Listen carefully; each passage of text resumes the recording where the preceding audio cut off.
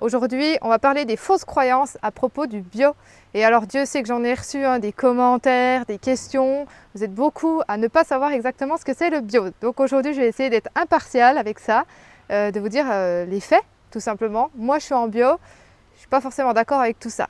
Allez, on y va, c'est parti. Allez, enchaîne, j'ai pas que ça à faire, mon petit. Déjà, on dit la bio. Ah, il paraît déjà qu'on dit la bio. Moi, je dis le bio.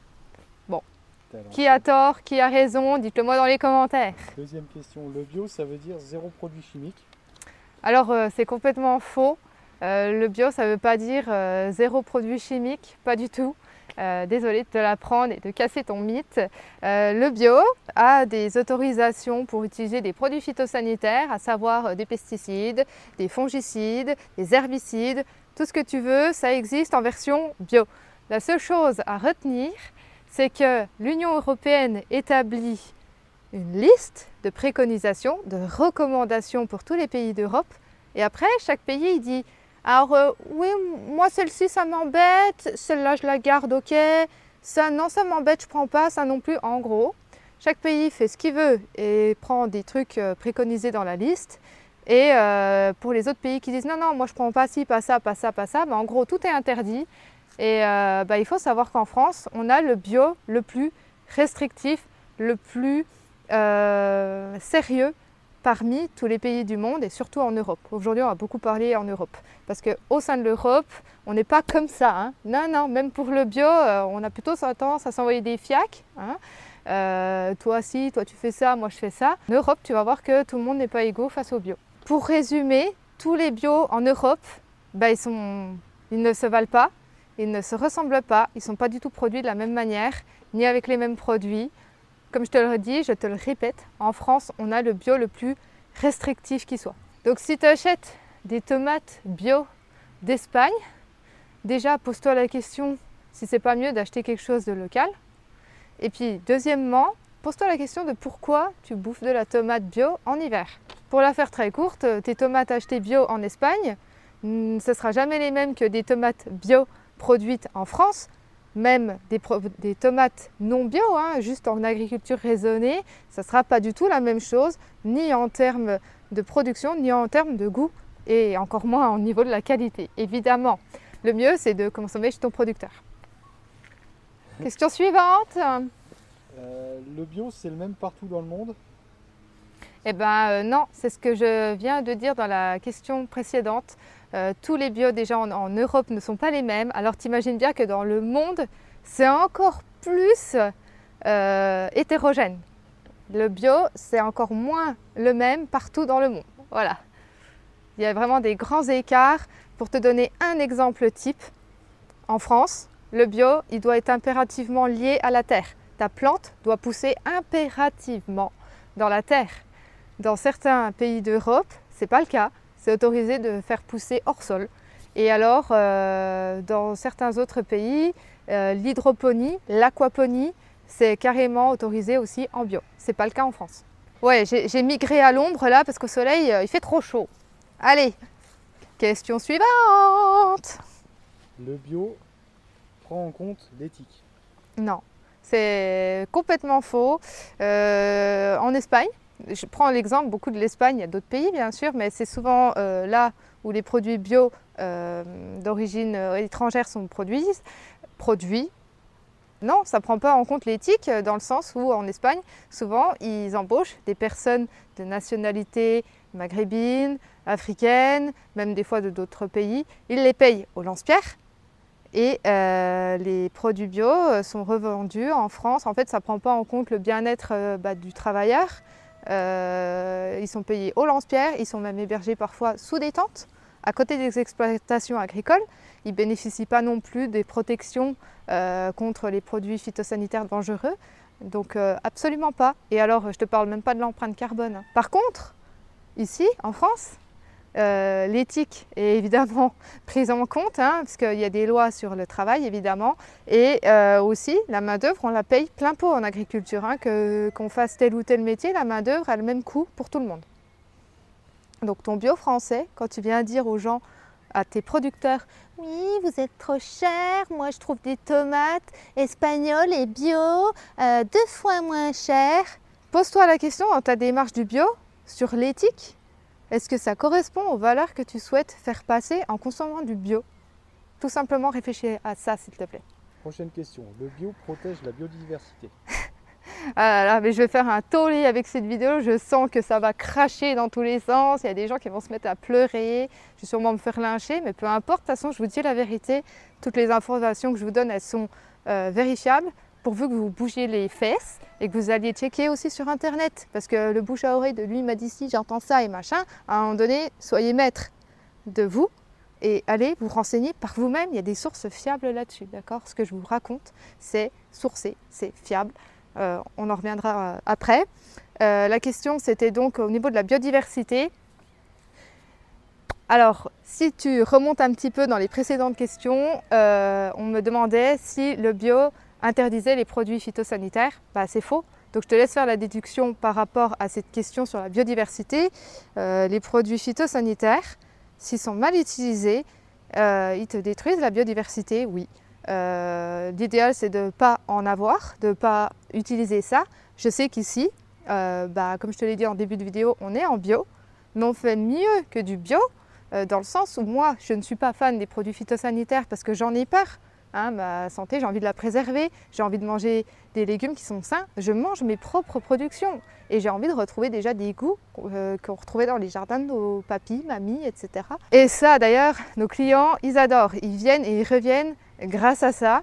Et aussi parce qu'on a une bonne relation de confiance et que je fais des portes ouvertes de temps en temps et les clients voient tout, absolument tout, les coulisses de notre travail. Pour en revenir donc à la biodiversité, etc., voilà, je te disais, les produits phytosanitaires, malheureusement, quels qu'ils soient, ils te flinguent la biodiversité, que ce soit dans le sol, que ce soit dans l'air. L'idéal, c'est de ne pas en utiliser, d'accord? Moins tu abîmes ton sol, moins tu touches à la faune et à la flore, et mieux tout le monde se porte. Donc nous, ce qu'on fait ici, c'est qu'on lâche des petits insectes auxiliaires, des larves de coccinelles, des chrysopes, enfin, il y a tout un panel pas possible et inimaginable pour la plupart des problèmes qu'on peut trouver. D'ailleurs, à ce propos, je vais faire une masterclass là-dessus parce que je suis assez une goat au niveau de la PBI, ça s'appelle de la protection biologique intégrée. Avec les auxiliaires. Donc reste connecté, il y a une grosse vidéo masterclass qui viendra là-dessus et qui est accessible aussi à la maison pour toi, cher client particulier. Donc voilà, moi ici j'utilise beaucoup d'insectes auxiliaires et alors ça serait contre-productif d'utiliser des produits chimiques. Oui, c'est chimique, hein. C'est pas parce que c'est bio que c'est pas chimique. Dans l'idéal, c'est organique, mais la plupart du temps c'est chimique. Des produits naturels, c'est pas parce que c'est naturel que c'est pas dangereux pour la planète, ok? Donc je ne vais pas utiliser des insectes auxiliaires que je vais buter quelques jours plus tard parce que je mets un produit qui n'est pas naturel. Enfin, même si c'est un produit naturel, comme je te disais, ça fait des dégâts. Donc moi je fais mes productions quasiment qu'avec des insectes auxiliaires.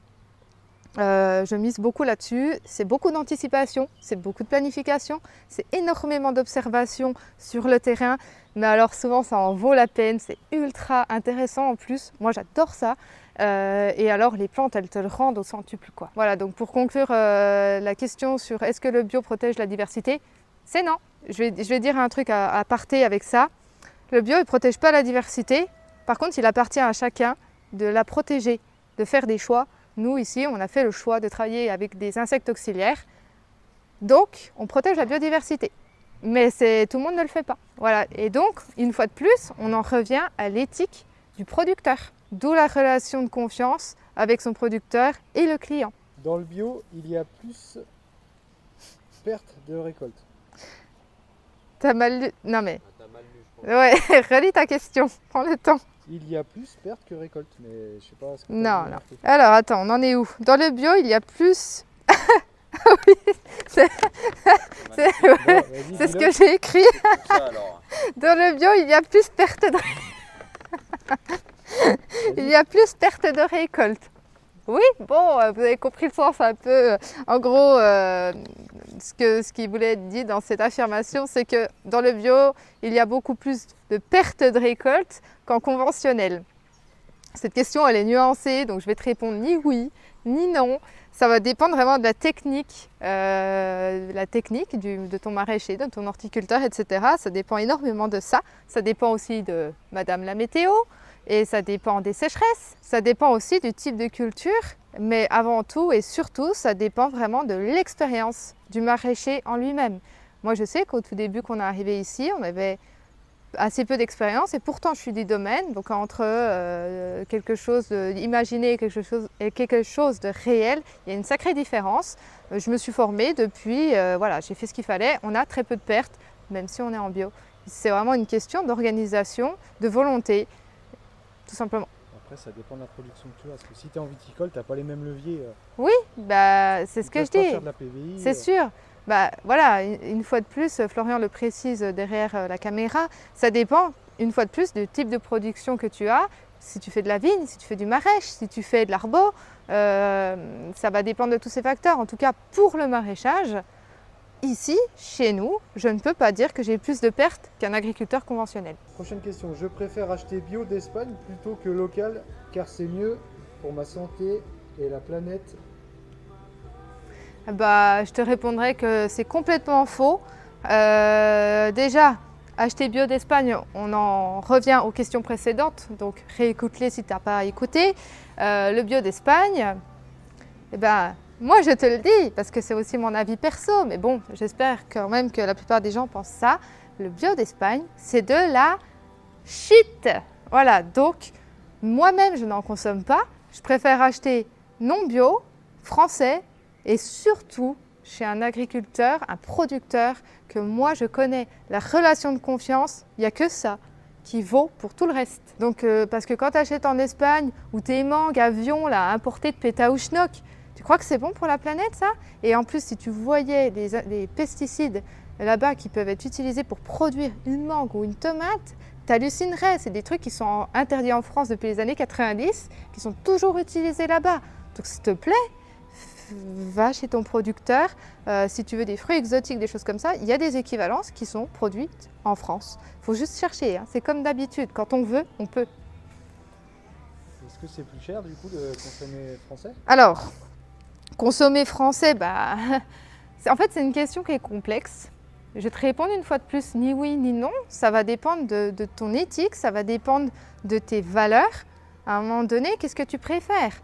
Consommer peu, un peu moins, et consommer du bon, du local, du frais, quelque chose que tu vas te souvenir, tu vas te passer un bon moment avec, ou alors tu consommes en masse, puis tu fais partie de la société de consommation que tout le monde connaît, et puis tu bouffes des trucs, au niveau du goût c'était pas super, bof, mon aubergine n'était pas très mûre, oh, machin. Mais je consomme bio. Non, voilà, là c'est une démarche personnelle.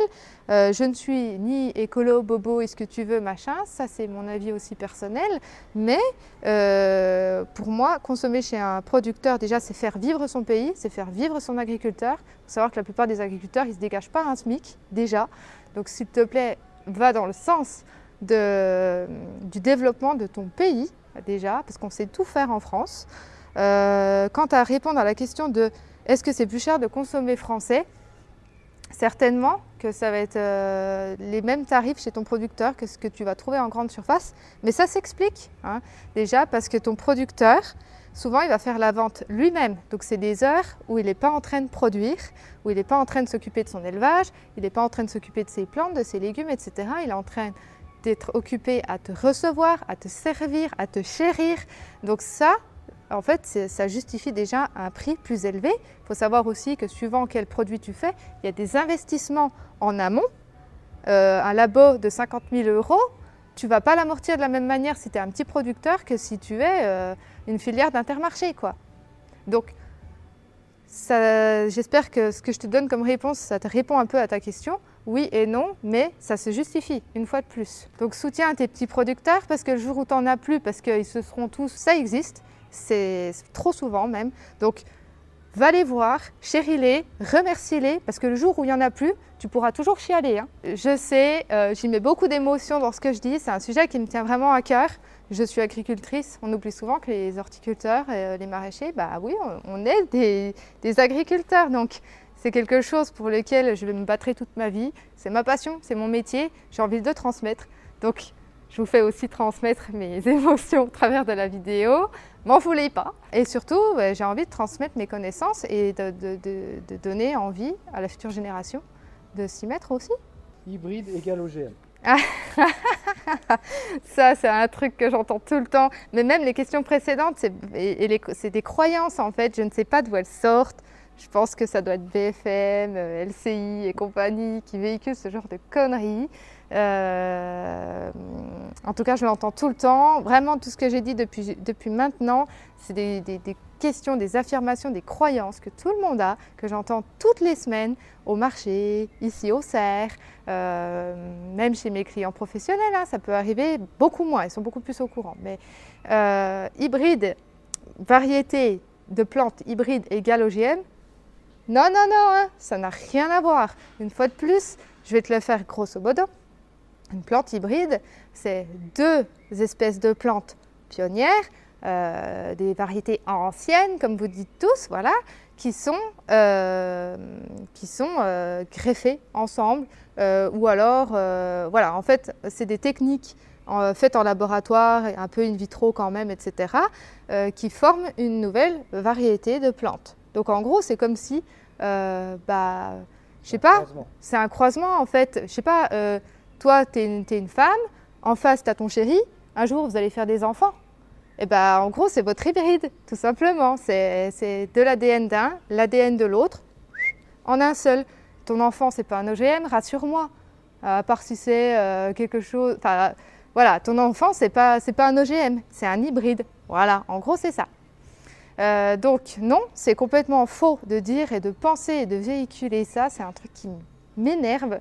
Les hybrides ont leurs avantages, certainement qu'ils ont aussi beaucoup d'inconvénients. Je ne vais pas faire l'apogée de ça, ce n'est pas le sujet. Mais en tout cas, factuellement, c'est ni plus ni moins qu'un croisement entre deux variétés. Et c'est quoi les OGM alors ? Eh bien, les OGM, comme ça porte son nom, aussi, c'est assez clair, organismes génétiquement modifiés. Donc là, on va carrément intervenir sur la génétique de la plante, ou de l'animal, ou de qui que ce soit, mais moi je vais rester sur le domaine de la plante. On va intervenir là-dessus et on va carrément les modifier sous loupe binoculaire pour faire en sorte qu'elles soient résistantes à un pesticide, à une maladie, à un machin et tout. Alors, je ne vais pas rentrer plus là-dedans, tu n'as qu'à aller voir sur internet une fois de plus, hein, tu peux faire tes démarches toi-même, mais c'est un organisme qui est génétiquement modifié. Et ça, effectivement, c'est controversé. En France, c'est interdit. Peut-être qu'en Europe, dans certains pays d'Europe, c'est autorisé. J'en sais rien. Franchement, je m'en fiche un petit peu. Tout ce que je sais, c'est que ça, par contre, je suis 100% contre. Donc en France, on a de la chance là-dessus. On a du bon manger, on a du bon savoir-faire. On a tout ce qu'il faut pour fonctionner en autonomie. Une fois de plus, on a un magnifique pays. On sait tout faire. Maintenant, il faut juste aller dans ce sens, quoi. Question suivante. En bio, vous utilisez que des variétés anciennes? Une fois de plus, ça va un peu de pair avec la question précédente sur les plantes hybrides et OGM, etc. La réponse c'est non. Hein. Je n'utilise pas que des variétés anciennes, j'utilise aussi des hybrides, simplement parce qu'elles ont leurs avantages, comme je te disais tout à l'heure. Je ne vais pas tous te les énumérer, mais des fois les hybrides sont plus précoces, elles sont un peu plus résistantes aux maladies, elles sont des fois plus productives. Mais aussi, je cultive des variétés anciennes parce que, qu'on se le dise, si je vais être honnête avec toi, pour moi, en tout cas, je ne parlerai qu'en mon nom, les variétés hybrides, au niveau du goût, ne se valent pas avec une variété ancienne. Donc, comme je te le disais, moi aussi, je consomme mes propres produits. Mes clients, j'ai envie de leur faire plaisir, de leur transmettre quelque chose de bon, de goûtu, dont on se souvient. J'ai envie qu'ils reviennent me voir et qu'ils me disent qu'ils ont passé un bon moment, que ça c'était trop bon, machin. Hein. C'est quelque chose qui m'est cher à mon cœur. Donc, c'est les variétés anciennes. Moi, j'en utilise beaucoup, mais j'ai aussi des hybrides. Pareil pour les restaurateurs, hein, je pense que la plupart du temps, les gens, ils cherchent des vraies saveurs. Eh bien, je vais te faire un raccourci très simple. Tu recherches de la qualité, tu veux de la saveur, tu veux consommer bio, va chez ton producteur. Ça ne sert à rien d'aller dans les grandes surfaces et tout, tu vas bouffer la saloperie. Voilà, c'est aussi simple que ça. Et à un moment donné, le prix, faut le mettre aussi.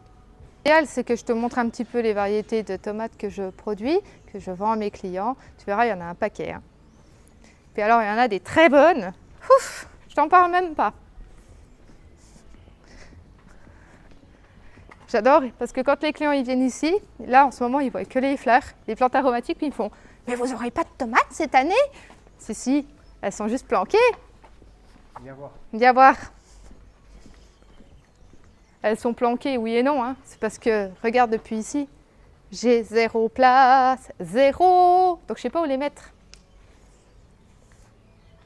Allez, on continue la marche. Attention à la tête. Ici c'est bas. Hop. Montre-moi les épinards. Quels épinards? Ah, oh, putain, ils ont soif. Je les ai arrosés ce matin, ils se sont touchés. Ouais. Bon, bah là, je te présente mes magnifiques épinards. Ils sont couchés parce que la staff, il fait méga chaud. Pourtant, on les a arrosés ce matin, mais là, ils ont vraiment soif. Donc ça, c'est 100% bio, 100% local, avec un goût vraiment inimitable. Et puis, on va les arroser d'ici quelques instants, parce que là, ils sont vraiment... Ah, mais qui voilà? Mon petit loulou! Viens vite! Ah non, mais là, je me bouge pas vite. Il fait trop chaud, maman, j'arrive. Mais j'arrive à ma vitesse. Allez, viens, mon lilou! Aïe! Oh! Aïe! Viens! Viens vite! Mais j'ai jamais vu un chat se traîner autant. Allez! Ah oui! Salut, mon lilou! Ah, c'est le retour du chat prodigue. Il avait disparu des vidéos ces derniers temps, mais le revoilà. Maintenant qu'il fait beau, il sort. Allez, on continue. Il fait de chaleur là-dessous. Pourtant, on est en avril. Hein. Voilà.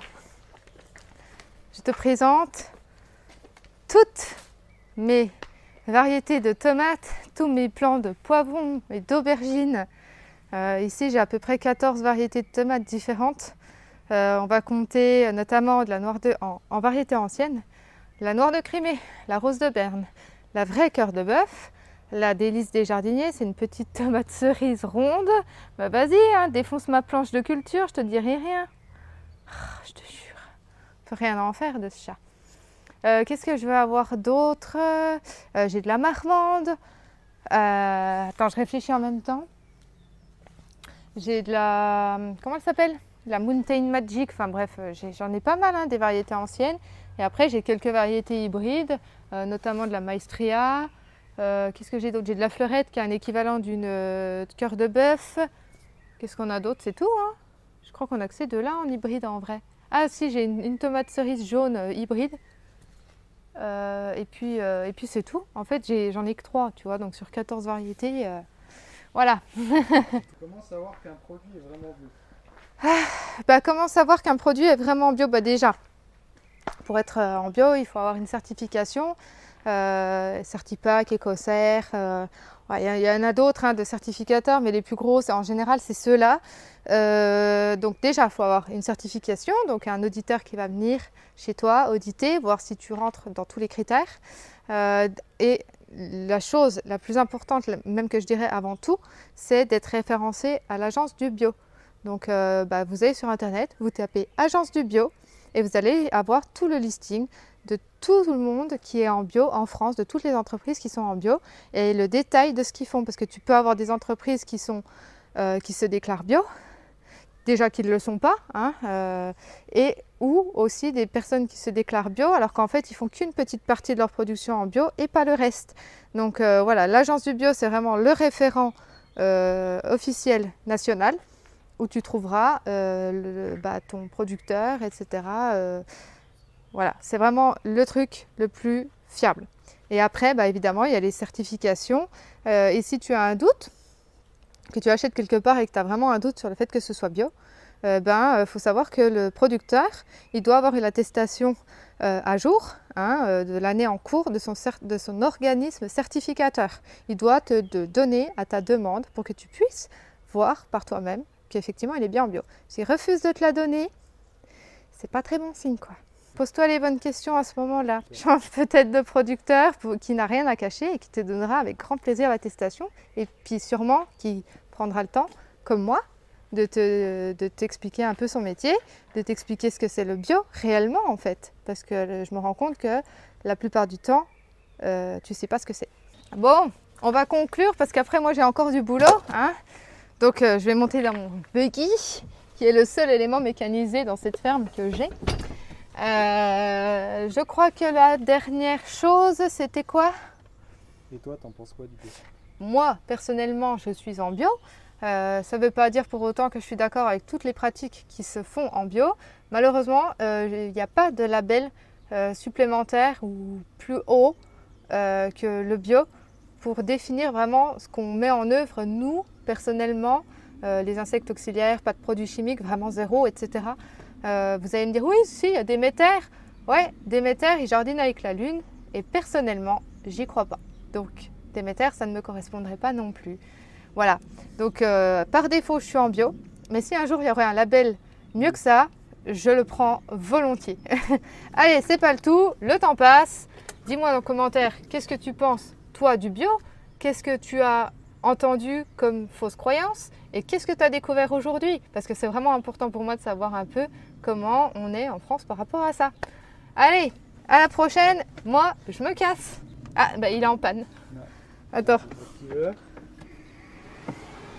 Tourne la clé. Tu démarres pas tout de suite. Bah là, elle est tournée. C'est bon? Oui. Ne t'accélère pas. Ah. Vas-y.